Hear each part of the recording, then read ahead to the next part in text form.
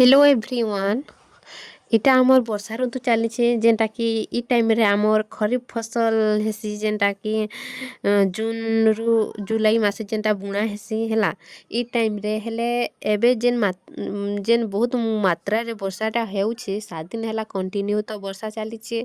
आउ आमर चारिदिगे ही जेन आड़े देखबा पानी पानी पानी ହେଇଛେ ହେଲା।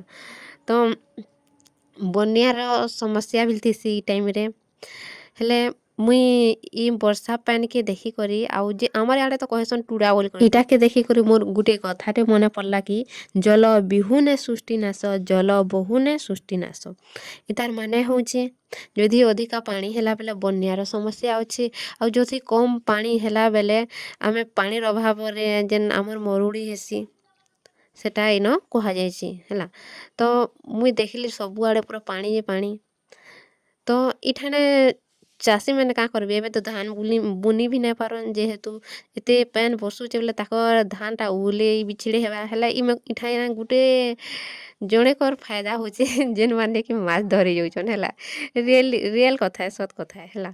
ତ ଇଠାନେ କିନି ଖାଲି ଯେନ୍ କେ ଦେଖବ ବେଲେ ମାଲ୍ ବାହାଲ୍ ଯାହା ବି ଦେଖୁଛ ସବୁ ଲୋକ୍ ଜାଲ୍ ଗୁଟେ ଗୁଟେ ଧରିକିନା ଖାଲି ଝୁରି ହିଁ ମାରି ଯାଇଛନ୍। ହେଲେ ଚାଷୀ କାଁ ବୋଲଛେ ଚାଷୀ ବି ଖୁସି ଅଛେ ଯେହେତୁ ଏଟା କିଛି ବରଷ୍ ହେଲା ସେ ମରୁଡ଼ି ଚାଲିଥିଲା। ତ ଇଥର ଟିକେ ପୁରା ଅଷାଢ଼ ଢୁକୁନ୍ ଢୁକୁନ୍ ଯେନ୍ଟା କି ବର୍ଷା ଋତୁ ଆସୁନ୍ ଆସୁନ୍ ବହୁତ୍ ବର୍ଷା ହେଇଛେ ବେଲେ ଇଥର ତ କିଛି ଏନ୍ତା ମରୁଡ଼ି କିଛି ନାଇଁ ହୁଏ।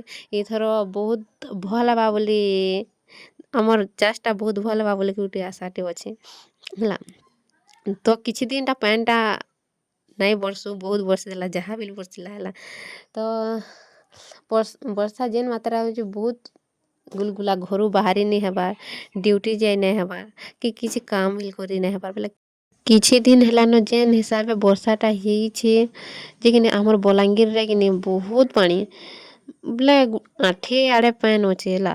ତ ଆଜି ତ ସ୍କୁଲ୍ ମାନେ ବି ସ୍କୁଲ୍ ବନ୍ଦ୍ ହଉଛେ ହେଲେ ଅଲଗା ଅଫିସ୍ ମାନେ ଆଉ ବନ୍ଦ୍ ନି ହେବାର୍ ଖାଲି ସେନ ଛୁଆମାନକର୍ ଲାଗି ହିଁ ଛୁଟି ହଉଛେ ଆର୍ ଆମେ ବଡ଼ମାନକର୍ ଲାଗି ତ କିଛି ବି ଛୁଟି ନି ହେବାର୍ କାଁ କରମୁ ବାଧ୍ୟ ହେଇକରି ड्यूटी ଯିବାର୍କେ ପଡ଼ୁଛେ ନାହେଲେ ତ ବର୍ଷାର୍ ଲାଗି ଘରୁ ବାହାର୍ବାର୍ ଲାଗି ବି ଭଲ୍ ନି ଲାଗ୍ବାର୍ ହେଲେ ଯାଉଛୁଁ ଆଉ। ଆଜିର ଭିଡ଼ିଓଟା ଯଦି ଭଲ୍ ଲାଗ୍ବା ବେଲେ ଲାଇକ୍ ସେୟାର୍ ସବସ୍କ୍ରାଇବ୍ କରିଦେବେ। Okay thank you.